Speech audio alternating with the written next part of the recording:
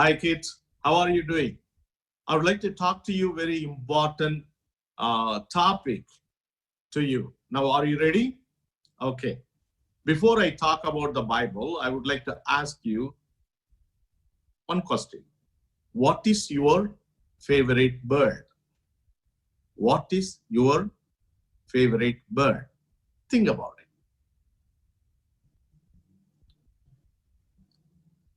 My favorite bird is eagle. I love eagle because they are fascinating to me.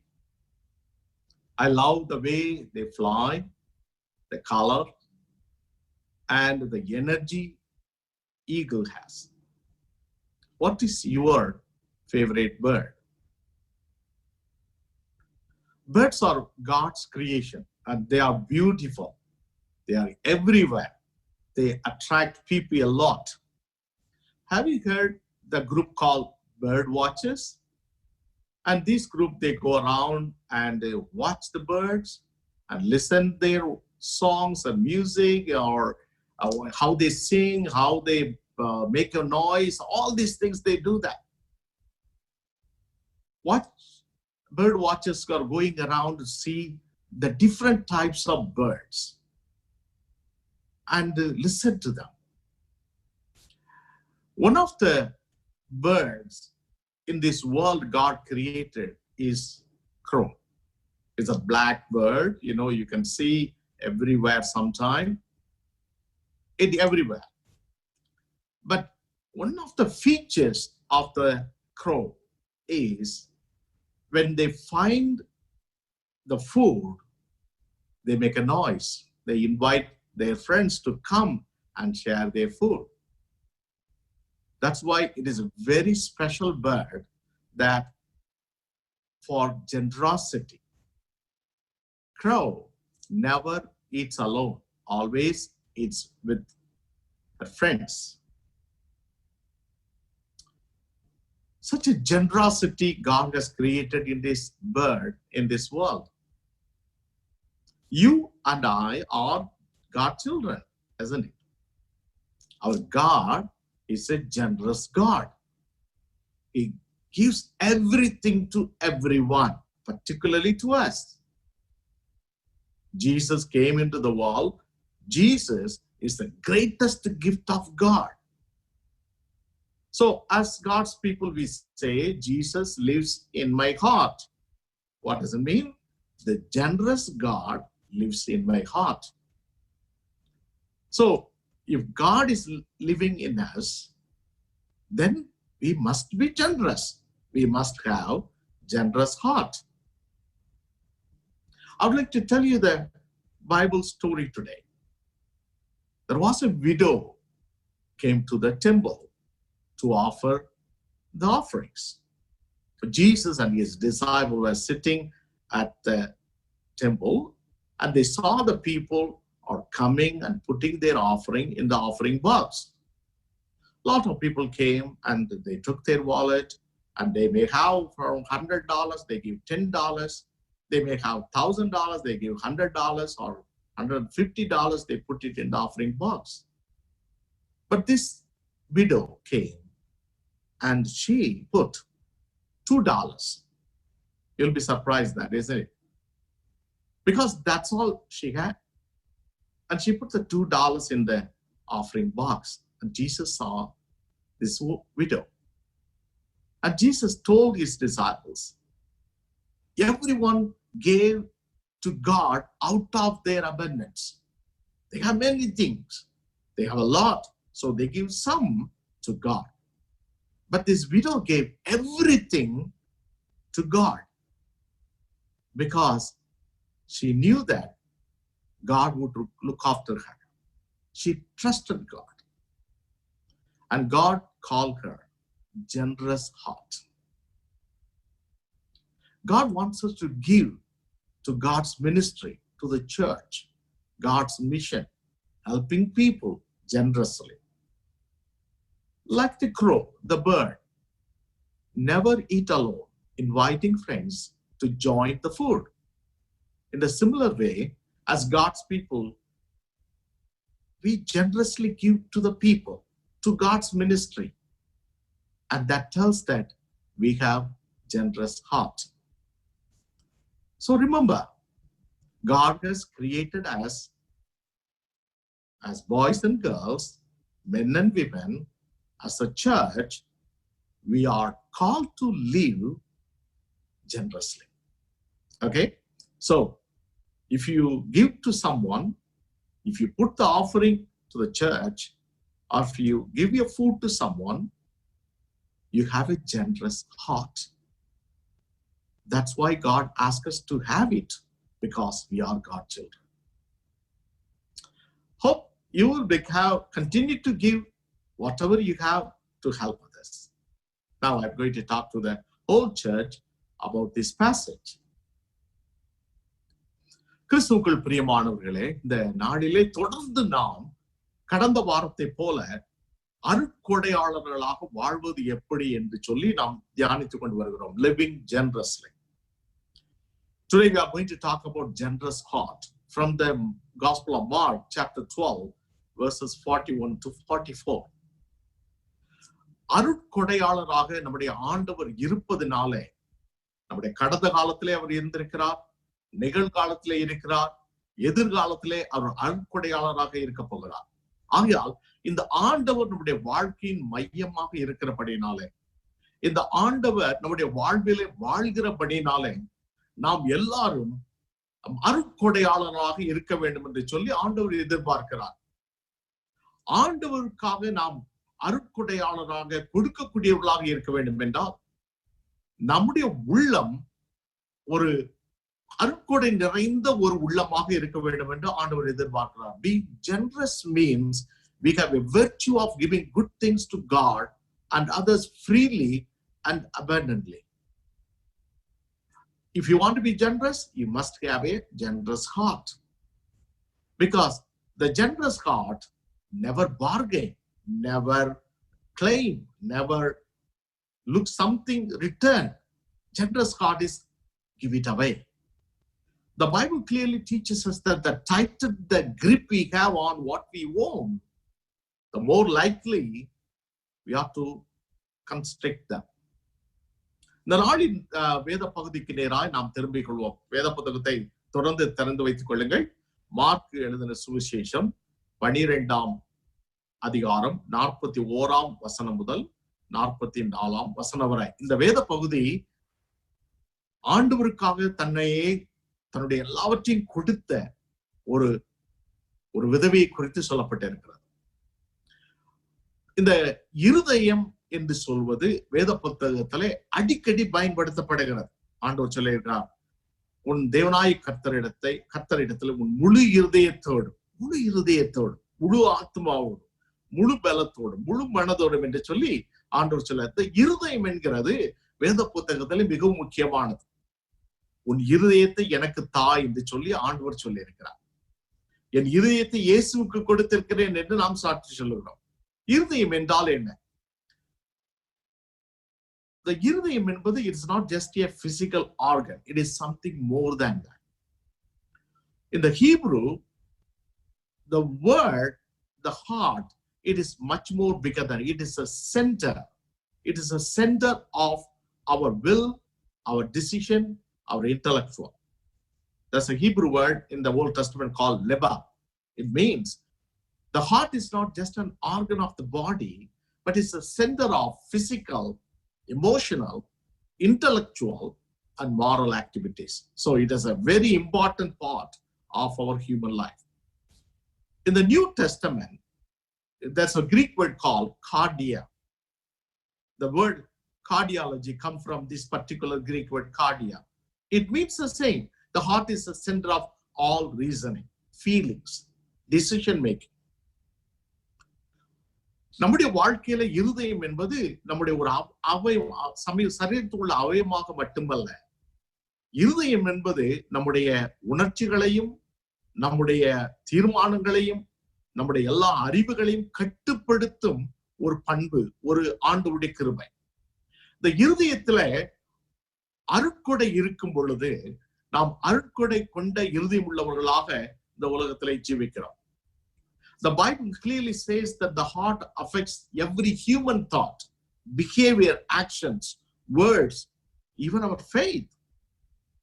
Giving heart to God means that we bring God as a ruler of the center of our whole life, our physical life, our emotional life, our intellectual life, our moral life, our social life, and our spiritual life.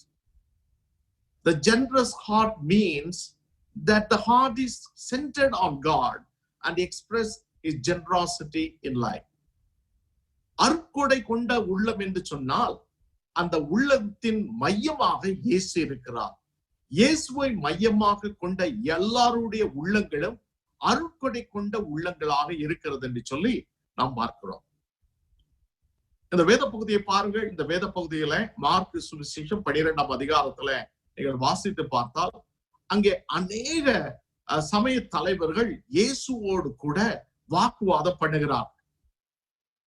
அதே சமயத்துல அந்த காலத்துல அந்த சமயத்துல இயேசு வாழ்ந்த காலத்துல அநேக சமய தலைவர்கள் விதவைகளின் வீடுகளை போய் அவர்கள் எல்லாரும் சூறையாடுகிறார்கள், அவர்களை ஏமாற்றுகிறார்கள், அவர்கள் எல்லாவற்றையும் பிடுங்கிக் கொள்ளுகிறார்கள். இதை ஆண்டவர் அறிந்திருந்தார், அதை கண்டிக்கிறார். ஆண்டவர் இந்த சூழ்நிலையிலே தேவாலயத்தில் வருகிறார், சீஷர்களோடு வருகிறார். ஆண்டவர் ஒரு நாளும் தேவாலயத்தை விட்டு விலகுவதில்லை. சில சமயத்திலே ஆண்டவருடைய ஆலய ஆராதனைக்கு வருவது சிலருக்கு it is a choice. It is not a choice. It is the call. Coming to worship God as the whole church, it is a call, not a choice. எனக்கு மிகவும் வருத்தமான ஒரு காரியம் என்ன தெரியுமா? ஆண்டவருடைய விசுவாசிகள், ஆண்டவருடைய பிள்ளைகள் ஞாயிற்றுக்கிழமைகளில ஆண்டவரை ஆராதனை வரும் பொழுது வீட்டிலே உட்கார்ந்து கொள்வார்கள். இந்த வாரம் போனால் என்ன, அடுத்த வாரம் போவோம், ஏன்னா ஆண்டவர் ஆலயம் என்ன, சர்ச் என்ன ஓடியா போகிறது என்று சொல்லி அநேகர் எண்ணுகிறார்கள். அப்படியல்ல, ஆண்டவர் தம்முடைய பிள்ளைகள் ஆண்டவரை ஆராதிக்க வர வேண்டும் என்று சொல்லி விரும்புகிறார். இயேசு சுவாமி அதை முன்மாதிரியாக காட்டுகிறார். ஆண்டவர் ஆலயத்துக்கு வருகிறார், சீஷர்கள் கூடியிருக்கிறார்கள், அநேகர் வந்து போகிறார்கள், ஆராதிக்கிறார்கள், போகிறார்கள். அப்பொழுது ஆண்டவர் அந்த காணிக்கை பெட்டியின் அருகே உட்கார்ந்து இருக்கிறார். அவர் உட்கார்ந்து இருக்கும் போது அநேகர் வந்து, அநேக பணக்காரர்கள், ஐஸ்வர்யவான்கள் அநேகர் வந்து அந்த காணிக்கை பெட்டியின் மேலே தங்களுடைய காணிக்கை போகிறார்கள்.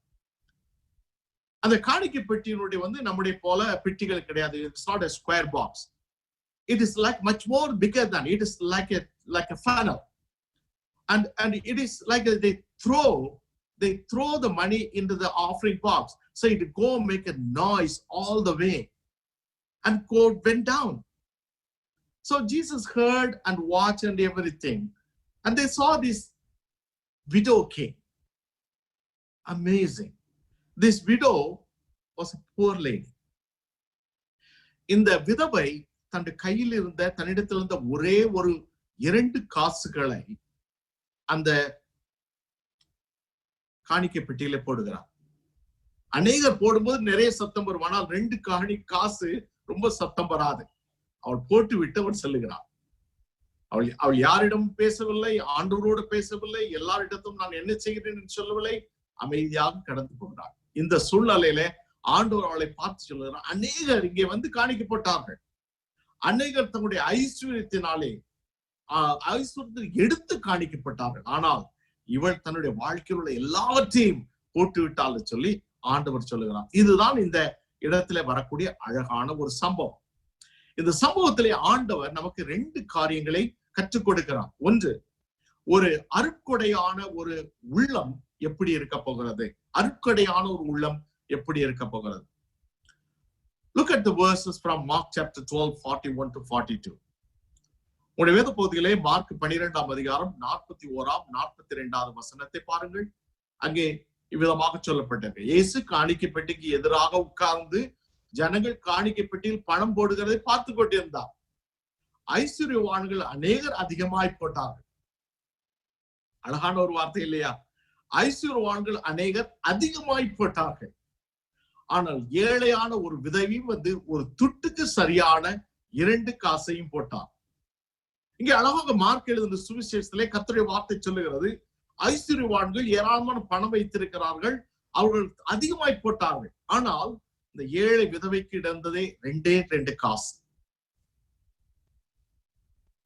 If you compare with the quantity, it is least. It compare with that attitude, it is great. So what God is telling through this passage, these words, we are called to have generous heart. A generous heart knows how to give generously.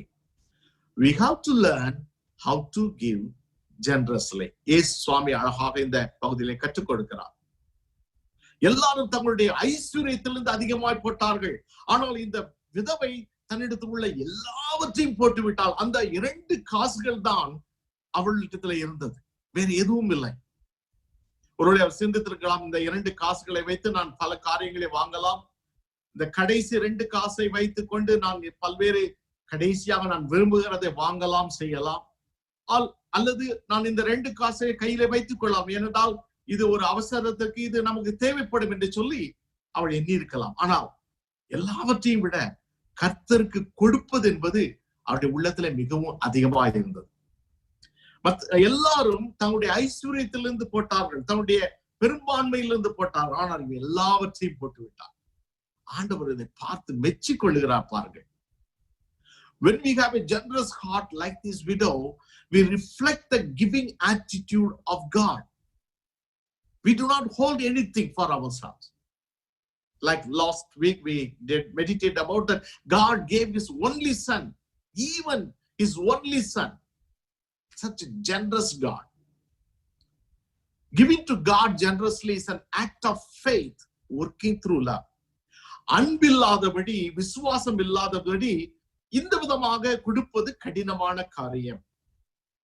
ஆண்டவருக்காக, ஆண்டவருடைய ஊழியங்களுக்காக கொடுப்பது என்பது மனப்பூர்வமாக சந்தோஷமாக கொடுக்க வேண்டியது. இது ஆண்டவருக்காக நாம் பயன்படுத்தக்கூடிய ஒன்று. அன்பில்லாதவர்களும் விசுவாசம் இல்லாதவர்களும் ஒரு நாள் கொடுக்க முடியாது. எனக்கு தெரிந்த ஒரு போதகர் ஒருமுறை சொன்னார், நீ துக்கத்தோடு போடுகிற எந்த காணிக்கையும் காணிக்கை அல்ல. உண்மைதான். சில சமயத்துல நாம் எண்ணுகிறோம், ஐயோ நான் ஏன் காணிக்கப்பட வேண்டும், எனக்கு ஏராளமான தேவைகள் இருக்கிறதே, எதற்காக நான் கொடுக்க வேண்டும் என்று சொல்லி பல்வேறு சமயங்களில் எண்ணுகிறோம். ஆனால் அருட்கொடையான ஒரு உள்ளம், the generous heart, never stop to give graciously, because it's coming out of love, it is coming out of faith, it is coming out of giving to God. What a gracious attitude.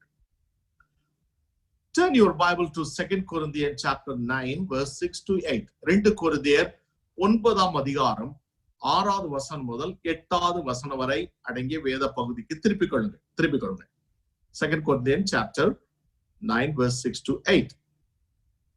Pavul அப்போஸ்தலன் இவ்விதமாக எழுதுகிறார், பின்னும் நான் சொல்லுகிறது என்னவெனில், சிறுக விதைக்கிறவன் சிறுக அறுப்பான், பெருக விதைக்கிறவன் பெருக அறுப்பான். அவனவன் விசனமாயும் அல்ல கட்டாயமாயும் அல்ல, தன் மனதில் நியமித்தபடியே கொடுக்க கடவன். உற்சாகமாய் கொடுக்கிறவனிடத்தில் தேவன் பிரியமாய் இருக்கிறார். நீங்கள் எல்லாவற்றிலும் எப்பொழுதும் சம்பூர்ணமுள்ளவர்களாய் இருக்கவும் சகலவித நற்கிரிகளும் பெருகிறவர்களாய் இருக்கும்படியாக தேவன் உங்களிடத்தில் சகலவித கிருபையும் பெருகச் செய்ய வல்லவராயிருக்கிறார். என்ன அழகான ஒரு வார்த்தை பாருங்கள். பவுல் அப்போஸ்தலன் சொல்லுகிறார், ஆண்டவருக்கு கொடுப்பது என்பது அது ஒரு அறுவடை செய்வது போல. சிறுக விதைக்கிறவன் சிறுக அறுப்பான், பெருக விதைக்கிறவன் பெருக அறுப்பான். இது இந்த அறுவடை எங்கிருந்து வருகிறது தெரியுமா? ஆண்டவரிடம் வருகிறது. ஆகையால் தான் பவுல் அப்போஸ்தலன் சொல்லுகிறார், காணிக்கை கொடுப்பது விசனமாய் அல்ல, கட்டாயமாம் அல்ல. ஐயோ இவர்கள் சொல்லிவிட்டார்களே நான் கொடுக்க வேண்டுமே, அந்த எண்ணத்தோடு காணிக்கை கொடுக்க கூடாது. ஐயோ இவர்களுக்கு காணிக்கை கேட்கிறார்கள் என்ற விசனத்தோடு அல்லது கோபத்தோடு கொடுக்க கூடாது. இது உங்களுடைய உள்ளங்களிலே, நான் ஆண்டவருக்காக கொடுக்கிறேன், நான் ஆண்டவரை நேசிக்கிறேன், ஆண்டவருடைய ஊழியத்தை நேசிக்கிறேன், ஆண்டவருடைய சபையை நேசிக்கிறேன் என்பதற்காக கொடுக்கக்கூடிய ஒன்று. ஆகையால் இந்த வேளையில நாம் அருமையாக நாம் சிந்திக்க வேண்டும். ஆண்டவர் நமக்காக எவ்வளவோ காரியங்களை செய்திருக்கிறாரே, இந்த ஆண்டவருக்காக நாம் கொடுக்கிறோம் என்று சொல்லும் பொழுது அதை மனப்பூர்வமாய் கொடுக்க வேண்டும். ஏனென்றால் பவுல் அப்போஸ்தலன் சொல்லுகிறார், தேவன் நமக்கு என்ன செய்கிறார் என்றால் எல்லாவற்றிலும் எப்பொழுதும் சம்பூர்ணம் உள்ளவர்களாய் நம்மை மாற்றுகிறார். சம்பூர்ணம் என்பது கம்ப்ளீட் அபண்டன்ஸ். சகல நற்கிரியிலும் பெரியவர்களாய் மாற்றுகிறார். சகல கிருபையிலும் பெரியவர்களாய் மாற்றுகிறார். 3 காரியங்கள் சொல்கிறார். சகலவற்றும் சம்பூர்ணம், சகல நற்கிரியில் சம்பூர்ணம், சகலவித கிருபையில் சம்பூர்ணம்.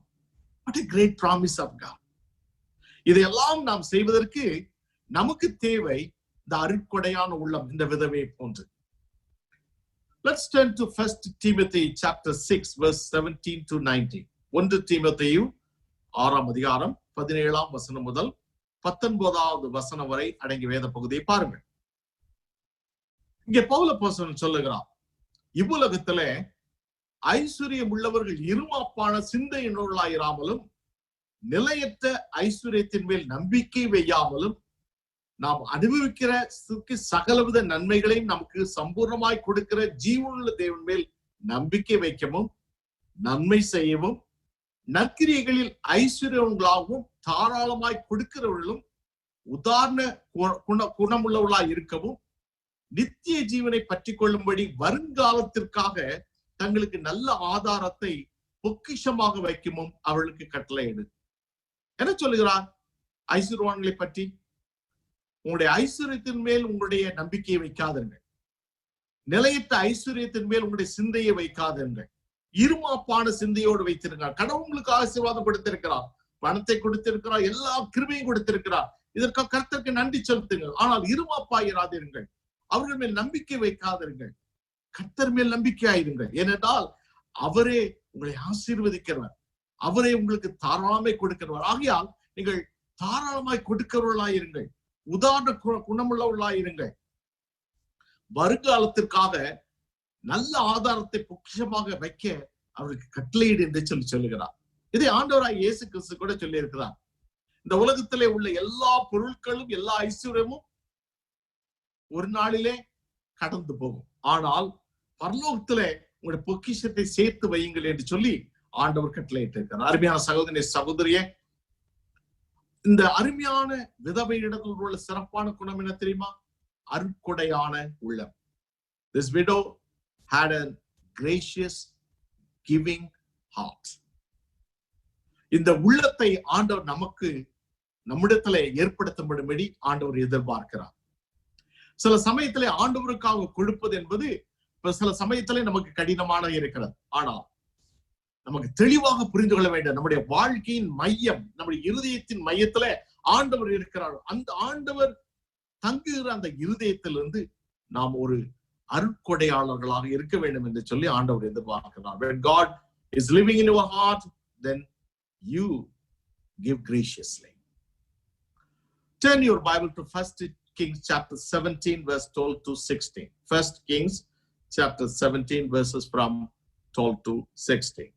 1 ராஜாக்கள் 17ஆம் அதிகாரம் 12வது வசனம் முதல் 16வது வசனம் வரை. இந்த பகுதியிலே எலியா ஒரு அருமையான குடும்பத்தை சந்திக்கிறார். இந்த குடும்பம் மிகவும் ஒரு கஷ்டமான நிலையில இருக்கக்கூடிய ஒரு குடும்பம். ஒரு விதவை தன்னுடைய மகனோடு கூட வாழ்ந்து கொண்டிருக்கிறார். இந்த சமயத்துல அவர் சொல்லுகிறார், அவருக்கு பசி வருகிறது எலியா. அப்பொழுது சொல்லுகிறார், எனக்கு ஒரு சாப்பாடு கொடி என்று சொல்லும் பொழுது அவள் சொல்லுகிறார் 12வது வசனம், பானையில் ஒரு பிடி மாவும் கலையத்தில் கொஞ்சம் எண்ணெயும் இல்லாமல் என்னிடத்தில் ஒரு அடையும் இல்லை என்று உம்முடைய தேவனாய் கர்த்தருடைய ஜீவனை கொண்டு சொல்லுகிறேன். இதோ நானும் என் குமாரனும் சாப்பிட்டு செத்து போக அதை எனக்கும் அவனுக்கும் ஆயத்தப்படுத்துறதுக்கு 2 விறகு பொறுக்குகிறேன் என்றார். இங்க அழகான ஒரு வார்த்தை, 2 பேர் 2 விறகு, கொஞ்சம் மாவு, கொஞ்சம் எண்ணெய். அப்பொழுது எலியா அவளை பார்த்து சொல்லுகிறார், பயப்படாதே, நீ போய் உன் வார்த்தையின்படி ஆயத்தப்படுத்து. ஆனாலும் முதல் அதிலே எனக்கு ஒரு சிறிய அடையை பண்ணி என்னிடத்தில் கொண்டு வா, பின்பு உனக்கும் உன் குமாரனுக்கும் பண்ணலாம். கர்த்தர் தேசத்தின் மேல் மழையை கட்டளையிடும் நாள் மட்டும் பானையின் மா செலவழிந்து போவதும் இல்லை, கலசத்தின் எண்ணெய் குறைந்து போவதும் என்று இஸ்ரவேலின் தேவனாய கர்த்தர் சொல்லுகிறார் என்றார். அவள் போய் எலியாவின் சொற்படி செய்தாள். அவளும் இவனும் அவள் வீட்டார் அநேக நாள் சாப்பிட்டார்கள். கர்த்தர் எலியாவை கொண்டு சொன்ன வார்த்தையின்படியே பானையிலே மா செலவழிந்து போகும் இல்லை, கலசத்தின் எண்ணெய் குறைந்து போகும் இல்லை. இந்த வேத பகுதியை பாருங்க. இந்த விதவைக்கு சொல்லுகிறான், என்னிடத்துல இருக்கக்கூடிய இந்த ஒரு பிடி கொஞ்சம் எண்ணெய் நானும் என்னுடைய குமாரனும் சாப்பிட்டு விட்டு சாக போகிறோம். This is our last meal. அப்பொழுது எலியா சொல்லுகிறார், go and make a food for me. Go and make a food for me. You may think that, oh, that's cruel. How can you ask someone who is giving the last meal? But Elijah knew that what God is going to prepare for this family. And she went and obeyed God. And she made that great food for Elijah. What God did, the whole family, Elijah and the whole family, they were survived in the time of famine. அருமையான சகோதரனே சகோதரியே, ஒருவேளை அந்த விதவை எண்ணி இருக்கலாம், இது என்னையா ஊழியக்காரர் வருகிறார், என்னிடத்தில் இருந்த கடைசி மாவையும் கொஞ்சம் எண்ணெயும் கூட கேட்கிறாரே, அவருக்கு இருதயமே இல்லையா என்று சொல்லி அவள் விசனப்படவில்லை, அவள் கோபப்படவில்லை, அவள் சஞ்சலப்படவில்லை. அவள் தேவனை நம்பினாள், அவள் செய்து கொடுத்தாள். கர்த்தர் அவளையும் அவள் குடும்பத்தாரையும் போஷித்தார். அருமையான சகோதரனே சகோதரியே, இதைத்தான் ஆண்டவர் உன்னிடத்தில் எதிர்பார்க்கிறார். ஆண்டவருடைய பிள்ளையாய் நீ விசனமாயும் அல்ல, கட்டாயமாயும் அல்ல, கர்த்தருடைய ஊழியத்துக்கு மனப்பூர்வமாய் நீ கொடுக்கும்படியாக, தாராளமாய் கொடுக்கும்படியாக ஆண்டவர் எதிர்பார்க்க. ஏனென்றால் உன்னுடைய வாழ்க்கையும் உன்னுடைய குடும்பத்தையும் பொறுப்பெடுத்துக் கொள்ளும் அந்த அதிகாரம் ஆண்டவருக்கு இருக்கிறது. ஆண்டவர் உனக்கு பெரிய காரியங்களை செய்ய முடியும். ஆண்டவர் உங்களுக்கு பெரிய நன்மைகளை செய்ய முடியும். அதைத்தான் ஆண்டவர் சொல்லுகிறார். ஆகையால் இந்த வேளையிலே ஆண்டவர் சொல்லுகிறார், நீங்கள் உங்களுடைய காலத்தின்படி ஆண்டவர் சொல்லுகிறார், நீங்கள் உங்களுடைய முழு காரியத்தையும் ஆண்டவருக்கு மேல் வையுங்கள் என்று சொல்லுகிறார். அருமையான சகோதரனே சகோதரியே, இந்த வேளையிலே விசேஷமாக ஆண்டவருக்காக கொடுப்பதிலே மனச்சஞ்சலத்தோடு கொடுப்பாய் என்றால் அது காணிக்கை அல்ல. அருமையான என்னுடைய போதகர் சொன்னது போல, மனசஞ்சலத்தோடு நீ காணிக்கை கொடுத்தால் அது காணிக்கை அல்ல, அது வெறுப்பு. ஆண்டவருக்காக மனப்பூர்வமாய் கொடுக்கும். இந்த அருமையான விதவை தன்னிடத்தில் உள்ள எல்லாவற்றையும் அவள் கொடுத்து விட்டாள். I would like to tell you a story. Sometimes you think that this is kind of story I heard in my life. Charles Spurgeon and his wife were lived graciously in their lives. You know, Charles Spurgeon was a world famous preacher and a powerful anointed preacher.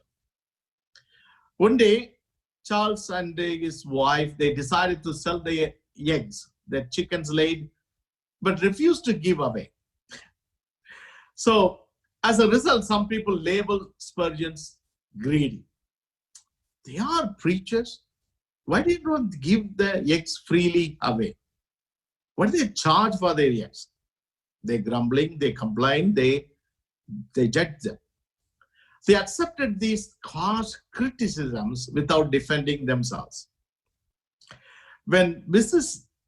Spurgeon died, the full story was revealed. All the profits from the sale of the eggs went to support to elderly widows because they were unwilling to let their left hand know what the right hand was doing. They gave generously and silently, and only God knows. They gave graciously. My dear brothers and sisters, you are God's children. God lives in your heart. He is a generous heart. He wants to have a generous heart to give graciously, like this widow. Give cheerfully. Give generously. Give graciously to God. ஆண்டவர் எதைத்தான் சொல்லுகிறார்? இரண்டாவது, இந்த பகுதியிலே அடுத்த 2 வசனத்திலே ஆண்டவர் விதமாக சொல்லுகிறார். மார்க் 12ஆம் அதிகாரம் 43 to 44. Turn your Bible to Mark 12 verses from 43 to 44. அப்பொழுது அவர் தம்முடைய சீஷரை அழைத்து, காணிக்கை பெட்டியில் பணம் போட்ட மற்ற எல்லாரை பார்க்கிலும் இந்த ஏழை விதவை அதிகமாய் போட்டாள் என்று மெய்யாகவே உங்களுக்கு சொல்லுகிறேன். அவர்கள் எல்லாரும் தங்கள் பரிபூர்ணத்திலிருந்து எடுத்து போட்டார்கள். இவ்வளவு தன் வறுமையிலிருந்து தன் ஜீவனத்துக்கு உண்டாயிருந்ததெல்லாம் போட்டுவிட்டாள் என்றார். இது எலியா சந்தித்த விதையை போல் இருக்கிறான் என்று அல்லவா மிகவும் அழகாக சொல்லுகிறான். எல்லாரும் தங்கள் பரிபூர்ணத்திலிருந்து எடுத்து போட்டார்கள். இவ்வளவு தன் வறுமையிலிருந்து தன் ஜீவனுக்கு உண்டாயிருந்த எல்லாவற்றையும் எடுத்து போட்டாள். What a great words. From these words, God is telling us that we are called to have generous heart. As a generous heart knows how to live graciously. Not only give graciously, how to live graciously. What does it mean, living graciously? Every other people wants to live based on their resources. But this widow wants to live her life based on God. எல்லாரும் தங்களுடைய ஐஸ்வர்யத்தை நம்பிக்கை வைத்திருக்கிறார்கள். இன்றைக்கு நான் $1000 ஒரு $100 போடுகிறேன், எனக்கு இன்னும் $900 இருக்கிறது என்ற ஒரு ஒரு ஒரு ஒரு உறுதியிலே போடுகிறார்கள். ஆனால் இவள் எல்லாவற்றையும் போட்டு விட்டாள். நாளை தினத்தை குறித்து அவள் என்ன எண்ணினாள் நமக்கு தெளிவாக சொல்லப்படவில்லை. ஆனால் நாம் கற்பனை செய்து பார்க்கும் பொழுது நாளை இதன் அடுத்த ஆகாரத்துக்கு அவள் எங்கே போகிறாள், எந்த ஒரு செலவினம் வந்தால் அதை அவள் என்ன செய்ய போகிறாள் எந்த எண்ணமெல்லாம் அவளுக்குள்ளே வரும்பொழுதும் அவள் தைரியமாக அந்த காணிக்கையை ஆண்டோடைய காணிக்கை பெட்டியில போட்டுவிட்டு போகிறாள். ஏனென்றால் அவளுக்கு தெரியும், என்னுடைய வாழ்க்கையின் மையம் தேவன், அவர் என்னை பார்த்துக் கொள்வார். தன்னுடைய வாழ்க்கையிலே ஆண்டோரை முற்றிலுமாய் நம்புகிற ஒரு விதவையாக இங்கே அருமையான இந்த விதவை ஜொலிக்கிறார். ஆகையால் தான் ஆண்டவரை பார்த்து மெச்சுக்கொள்ள எல்லாரும் தங்களுடைய பரிபூர்ணத்திலிருந்து எடுத்துப்பட்டார்கள். இவ்வளவு தன் வறுமையிலிருந்து தன் ஜீவனத்துக்கு உண்டாயிருந்த எல்லாம் போட்டு 2 காசுகள். Living graciously means trusting God for all, for everything. Living graciously means trusting God for everything in our lives, in our family, in our church, and everything. If you trust any other person or any other thing other than God, it is not living graciously.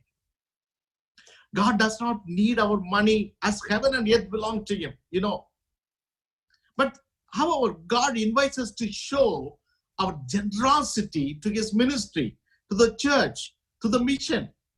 It is a measure of faith we have in him. The value of the gift determines the value of the giver. Do you know that? The value of the gift determines the value of the giver. எந்த அளவிற்கு நாம் கொடுக்கிறோமோ அந்த அளவிற்கு நாம் எப்படி இருக்கிறோம் என்பதை மற்றவர்களுக்கு காட்டுகிறோம்.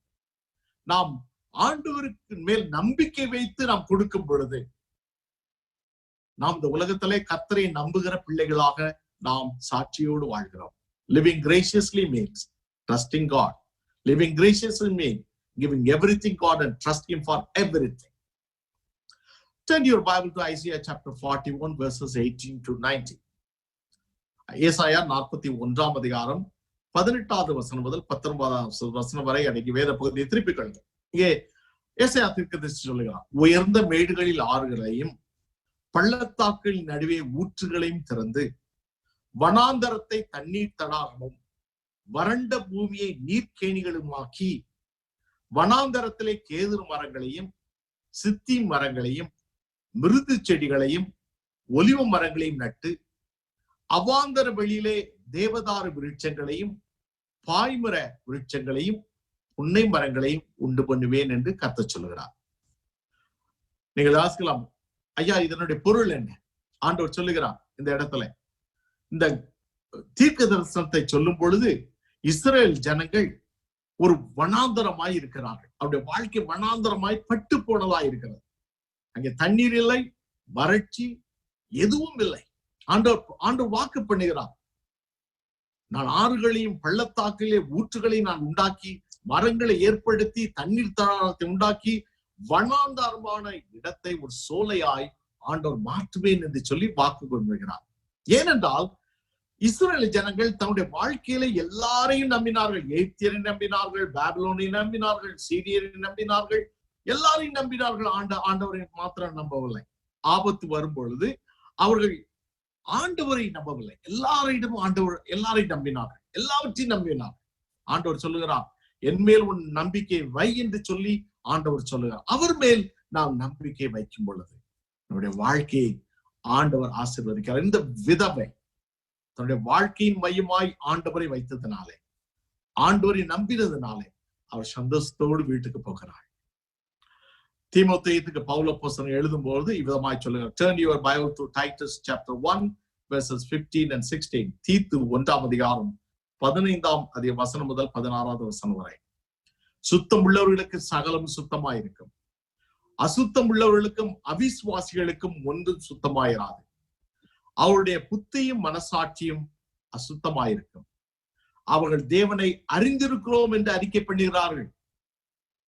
அவர்கள் அருவருக்கப்படத்தக்கவர்களும் கீழ்ப்படியாதவருமாய் எந்த நற்கிரியை செய்ய ஆகாதவருமாய் இருக்கிறார்கள் என்று சொல்லி பவுல் அப்போஸ்தலன் சொல்லுகிறார். என்ன சொல்லுகிறார் தெரியுமா?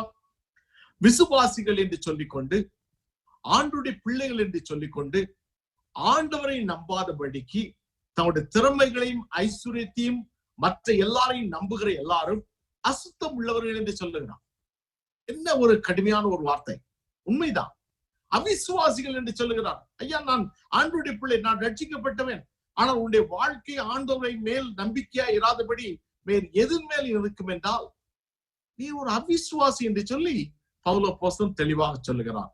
அவர்கள் தேவனை அறிந்திருக்கிறோம் என்று சொல்லுகிறார்கள், ஆனால் மறுதலிக்கிறார்கள் தன்னுடைய வாழ்க்கையில. அருமையான சகோதரனே, சகோதரியை, நீயும் நானும் கிருபையோடு வாழும்படி அழைக்கப்பட்டிருக்கிறோம். We are called to live graciously. How to live graciously? Trust God for everything. Trust God for everything. Not anyone or anything. Trust God. This is a very important aspect of teaching from the Bible.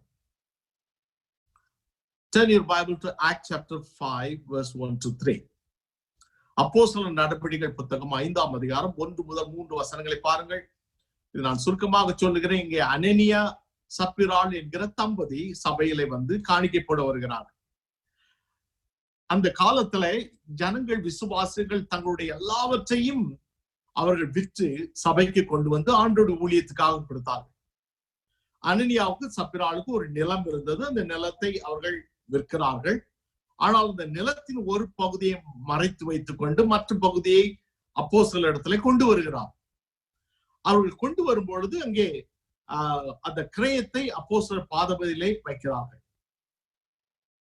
அப்போஸ்தலர் 5ஆம் அதிகாரம் 3வது வசனத்தை பாருங்கள். பேதுரு அவனை நோக்கி, அனனியாவே, நிலத்தின் கிரயத்தில் ஒரு பங்கை வஞ்சித்து வைத்து பரிசுத்த ஆவியினிடத்தில் பொய் சொல்லும்படி சாத்தான் உன் இருதயத்தை நிரப்பினதென்ன? முதலாவது அனனியா வந்து சொல்லுகிறார், இவ்வளவுதான் எங்களுக்கு கிடைத்தது, இவ்வளவுதான் நாங்கள் விற்றோம் என்று சொல்லி அவர் பொய் சொல்லி அந்த காணிக்கை வைத்த பொழுது பேதுரு சொல்லுகிறார், நீ பரிசுத்த ஆவியினிடத்தில் பொய் சொல்லுகிறாய். அந்த நிலம் உன்னுடையது, நீ விற்றாய், விற்ற பின்பு பணம் உன்னுடையது. நீ உன்னுடைய உள்ளத்திலே தீர்மானிக்க வேண்டும். நான் இவ்வளவுதான் கொடுக்க போகிறேன், நான் இவதைத்தான் நான் கொடுக்க போகிறேன் என்று நீ தீர்மானிக்க வேண்டும். அதை தீர்மானத்தை கொடுத்து விட்டால் அது ஆண்டவர் அங்கீகரிக்கிறார். ஆனால் ஒன்றை மறைத்து வைத்து விட்டு எல்லாம் கொடுப்பது போல நடிப்பது மிகவும் கடுமையானது. அது பரிசுத்த ஆவியிடத்திலே போய் சொல்லுகிறது. ஏன் அதை ஒரு பங்கை மறைத்து வைத்தார்கள்? ஏனென்றால் அவர்கள் எண்ணினார்கள், எல்லாவற்றையும் நாம் சபைக்கு கொடுத்து விட்டால் நாளைக்கு நம்முடைய குடும்பத்தை நடத்துவது எப்படி? எல்லாவற்றையும் அப்போஸ்தலர் பாதபடியில வைத்து விட்டால் நாளைக்கு நம்மை போஷிப்பது யார்? அவர்கள் வந்து போஷிப்பார்களா? இல்லை, நம்மை நாமே கவனிக்க வேண்டும். ஆகையால் ஒரு பகுதியை மறைத்து வைப்போம் என்று சொல்லி மறைத்து வைத்தார்கள். அந்த மறைத்து வைத்ததனுடைய காரணம் என்ன தெரியுமா? அவர்கள் தேவன் மேலே வைத்திருக்கிற நம்பிக்கை அல்ல, தங்களுடைய பங்கின் மேலே அவர்கள் நம்பிக்கை வைத்தார்கள். ஆகையால் தான் அந்த கணவன் அனனியா வருகிறார், அந்த இடத்திலே அவர் மரித்து போகிறார். மனைவி வருகிறார், அந்த இடத்துல மரித்து போகிறார். ஆண்டவர் மிகப்பெரிய அச்சத்தை சபையிலே கொண்டு வருகிறார். அருமையான சகோதரனே, சகோதரியே, ஆண்டவருக்காக கொடுப்பது உன்னுடைய இருதயத்தின் தீர்மானத்திலே இருக்கிறார். ஆண்டவர் நீ கொடுப்பது ஆண்டவர் மேல் நீ வைத்திருக்கக்கூடிய நம்பிக்கை, விசுவாசத்தையும் பரீட்சையும் ஒரு பரீட்சையாக ஆண்டவர் பார்க்கிறார். It is a test for you how much you trust God by giving graciously. Living graciously is depend upon giving graciously. It is both are connected. It is two sides of a coin. You cannot give graciously. At the same time, you cannot trust anyone. No, you have to give graciously and living graciously, two sides of the coin. அருமையான சகோதரனே சகோதரியே, ஆண்டவர் மீது உன்னுடைய நம்பிக்கையை முழுமையாய் வைத்து நீ ஆண்டவருக்காக கொடுக்கும்போது அது ஒரு அருட்கொடையான ஒரு காணிக்கையாக ஆண்டவர் அதை அங்கீகரிக்கிறார். I would like to tell you about a funny story. It is a story about a pastor who had a farmer friend in his congregation. One day they were talking over the fence one day about trusting God by giving anything for God. So the pastor asked the farmer, if you had 100 horses, would you give me 50? Would you give 50 horses to the church? And Ab said, yes, certainly. The pastor asked, if you had 100 cows, would you give me 50? Ab said, yes. Then the pastor asked, if you got 2 pigs, would you give me 1? Ab said, now cut that out, pastor. You know I have 2 pigs. Sometimes we do not trust God. And he wanted to give everything, but the last 2 pigs, he doesn't want to give 1 to the church because he didn't trust. All the words, giving all are just the words. But this farmer did not trust God, but trust his own 2 pigs. My dear brothers and sisters, sometimes you and I do not trust God and give it to God. That is not perfect. God says that we have to trust God. If you don't trust God, we cannot give graciously. We have to live graciously in order to give graciously. We are called to live by trusting God, who can bless us always. இந்த அருமையான விதவை ஆண்டவரை முற்றிலுமாய் நம்பியிருக்கிறார். எனக்கு அருமையான ஒரு சகோதரன் Norway நாட்டிலே மிஷனரியாக இருக்கிறார். அவர் ஆஸ்திரேலியாவை சேர்ந்தவர். ஆண்டவரை நார்வே நாட்டுக்கு போகும்போது அவரிடத்துல இருந்த 1800 ஆஸ்திரேலியன் டாலர்ஸை எடுத்துக்கொண்டு நார்வே நாட்டுக்கு போனார். அங்கே நார்வே நாட்டிலே 1800 டாலரை பையிலே வைத்திருந்தார். அது ஒன்றுதான் அவரிடத்துல இருந்தது. அவர் ஒரு ஆலயத்திலே சென்று ஆண்டவரை ஆராய்ச்சி கொண்டிருக்கும் போது பரிசுத்த ஆவியானவர் சொன்னாராம், உன் பையில் இருந்த 1800 ஆஸ்திரேலியன் டாலர்ஸை அந்த 3வது வரிசையில் இருக்கும் அந்த பெண்மணி இடத்துல போய் குடு என்று சொன்னாராம். அப்பொழுது இந்த அருமையான சகோதரர் சொன்னாராம், ஆண்டவரே, அந்த நபர் யார் என்று எனக்கு தெரியாது. என்னிடத்தில் இருக்கிறது இவ்வளவுதான் பணம். இதை வைத்துக்கொண்டு நான் இங்கே வாழ வேண்டும், ஊழியம் செய்ய வேண்டும். இப்பொழுது என்னை கொடுக்க சொல்லுகிறீரே, நான் என்ன பண்ணுவது என்று சொல்லி இவர் உள்ளத்திலே ஆண்டவரோடு கூட போராடி கொண்டிருந்தார். அப்பொழுது ஆண்டவர் சொன்னாராம், நீ என்னை நம்பினால் அவளிடத்திலே போய் கூடு என்று சொல்லி சொன்னாராம். அப்பொழுது இவர் தன்னுடைய பையில இருந்த பணத்தை எடுத்து மெதுவாக அந்த ஆராதனை நடந்து கொண்டிருக்கும்போது போய் அந்த அம்மாவுடைய கையில கொடுத்து, ஆண்டவர் உங்களுக்கு கொடுக்கிறார் என்று சொல்லி கையில கொடுத்துட்டு திரும்ப தன்னுடைய இடத்துல வந்து உட்கார்ந்தார். கொஞ்ச நேரம் கழித்து அந்த அம்மா சந்தோஷத்தோடு சத்தமிட்டு ஹல்லேலூயா பிரைஸ் தி லார்ட் என்று சொல்லி சத்தமிட்டார்களாம். உடனே போதும் ஐயா, ஏனம்மா இப்படி சத்தப்படுகிறேன் என்று சொன்ன உடனே அந்த அம்மா எழுந்து சொன்னாலும், இந்த காலையில என் இடத்துல ஒரு பணமும் இல்லை, ஆண்டவரிடத்துல கேட்டேன், ஆண்டவரே நான் ஆலயத்து போகிறேன், எனக்கு பணம் தாரும் சுவாமி, எனக்கு தேவைகள் இருக்கிறது என்று சொன்னேன். ஆண்டவர் எனக்கு தேவைகளை சந்தித்திருக்கிறார் என்று பிரைஸ் தி லார்ட் என்று சொல்லி சாட்சி சொன்னார். அப்பொழுது என்னுடைய அந்த நண்பர் அவருடைய உள்ளத்தில் சொன்ன, ஆண்டவரே, அடுத்து நான் என்ன செய்ய போகிறேன் என்று தெரியவில்லை, ஆனால் உண்மை நம்புகிறேன்.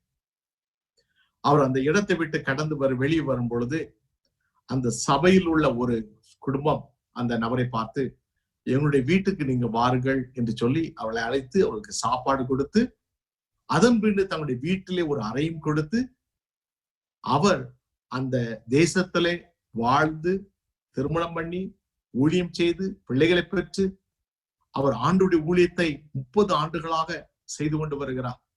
அவர் சொல்வார் அடிக்கடி, ஆண்டவர் என்னை கூடி என்று சொல்லும் போது நான் கஷ்டப்பட்டேன், நான் கேள்வி கேட்டேன், ஆனால் ஆண்டவரை நம்பும் பொழுது ஆண்டவர் என்னை 30 ஆண்டு காலமாக கிருபையா இந்த தேசத்துல நடத்தி கொண்டு வருகிறார் என்று சொல்லி என்னோடு கூட ஒரு நாள் பகிர்ந்து கொண்டார்.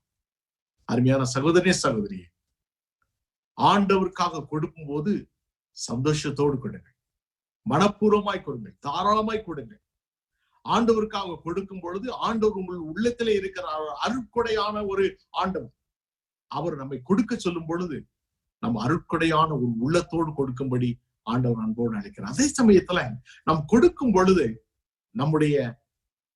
நம்முடைய விசுவாசம், நம்முடைய பற்றுறுதி, நம்முடைய எல்லாவித அடிப்படையான நம்பிக்கை யார் மேலோ எதன் மேலோ இல்லாதபடி கிறிஸ்துவின் மேலே இருக்கும் பொழுது கர்த்தர் எல்லாவற்றிலும் சம்பூர்ணமாய் நடத்துகிறார்.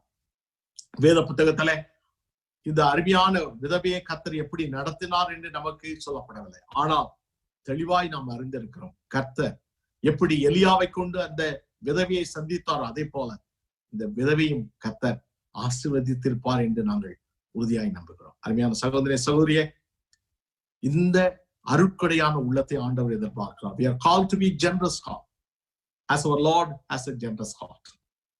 So from this passage, Mark chapter 12 verses 41 to 44, Jesus taught us two important lessons in terms of generous heart. The first, we are called to have a generous heart, as a generous heart knows how to give graciously. The second, as a generous heart knows how to live graciously. இந்த நாளிலே அருட்கொடையான உள்ளத்தை பெறும்படியாக ஆண்டவர் நம்மை அன்போடு அளிக்கிறார். தாராளமான அருட்கொடையோடு கூட கொடுக்கத்தக்கதாக, கிருபியோடு கூட கொடுக்கத்தக்கதாக ஆண்டவர் நம்மை அழைக்கிறார். அதே போல கிருபியாய் வாழத்தக்கதாக ஆண்டவர் நம்மை அழைக்கிறார். ஆண்டவரை நம்பிக்கை வைக்கத்தக்கதாக ஆண்டவர் நம்மை அழைக்கிறார். நம்முடைய சபையில, நம்முடைய வாழ்க்கையில நாம் பல்வேறு காரியங்களை எதிர்பார்த்து கொண்டு இருக்கிறோம். சில சமயத்துல விசாவாக இருக்கலாம், சில சமயத்துல நம்முடைய வாழ்க்கையில நல்ல சுகமாக இருக்கலாம், சில சமயத்துல நம்முடைய பிள்ளைகளை குறித்ததான கவலையாக இருக்கலாம், சில சமயத்துல நம்முடைய எழுப்புகளின் மத்தியிலே இன்னும் நாம் துக்கத்தோடு கூட நாம் இருக்கலாம். ஆனால் நாளைய தினத்திலே கர்த்தர் என்ன செய்ய போகிறார், இந்த ஆண்டிலே கர்த்தரை எப்படி என்னை நடத்த போகிறார், இந்த தேசத்திலே நான் எப்படி என்னுடைய குடும்பத்தோடு வாழப்போகிறேன், பல்வேறு கேள்விகளோடு கூட நீங்கள் இருக்கலாம். நான் ஆண்டவருக்காக கொடுக்க விரும்புகிறேன், ஆனால் என்னால் கஷ்டப்படுகிறேன் என்று சொல்லி நீங்கள் நினைக்கலாம். ஆனால் உங்கள் உள்ளத்திலே இருக்கக்கூடிய ஆண்டவர் மேலே நீங்கள் நம்பிக்கை வைங்க. அவர் உங்களை நடத்துவார், அவர் உங்களுக்கு சம்பூர்ணத்தை தருவார், அவர் உங்களோடு கூட தங்கி இருப்பார். கவலைப்படாதீர்கள். மற்றவர்களுக்கு கொடுப்பதில்லை, கர்த்தருடைய ஊழியத்திற்கு கொடுப்பதில்லை, தாராளமாய் மனப்பூர்வமாய் இருங்க. அப்பொழுது கர்த்தர் உங்களை ஒரு நாளும் ஆண்டவர் கைவிடுவதில்லை. ஏனென்றால் அவர் உங்களை நேசிக்கிறவர். இந்த அருமையான ஆண்டவருடைய கரத்துல நம்மை ஒப்புவித்து நாம் ஜெபம் செய்வோமா? எல்லாரும் தாழ்த்தி நாம் ஜெபம் செய்வோம். கிருபையின் ஆண்டவரே, இந்த நாளிலே சுவாமி நீர் எங்களுக்கு கற்றுக் கொடுத்த நல்ல பாடங்களுக்காக நான் நன்றி செலுத்துகிறோம். அந்த ஏழை விதவை தன்னுடைய 2 காசுகள் எல்லாவற்றையும், தன் ஜீவனுக்குரிய எல்லாவற்றையும் போட்டு விட்டது போல அந்த விதமான ஒரு விசுவாசத்தை எங்களுக்கு தரும்படியாக நாங்கள் ஜெபிக்கிறோம். மற்றவர்களுக்கு கொடுப்பதிலே ஆண்டவரே நாங்கள் சந்தோஷத்தோடு கொடுக்கத்தக்கதாக, ஆண்டவரே ஆண்டவருடைய ஊழியத்திற்கு கொடுக்கத்தக்கதாக, ஆலயத்தின் ஊழியத்திற்கு கொடுக்கத்தக்கதாக, உங்களுடைய மிஷனரி பணிக்கு கொடுக்கத்தக்கதாக கர்த்தாவே நீர் எங்களுக்கு அப்பேற்பட்டதான உள்ளத்தை தரும்படியாக நாங்கள் ஜெபிக்கிறோம். விசனமாயும் அல்ல, கட்டாயமா இல்ல ஆண்டவரே, சந்தோஷத்தோடு மனப்பூர்வமாய் தாராளமாய் கொடுக்கத்தக்கதாக நீ கிருபை தரும்படியாக நாங்கள் ஜெபிக்கிறோம்.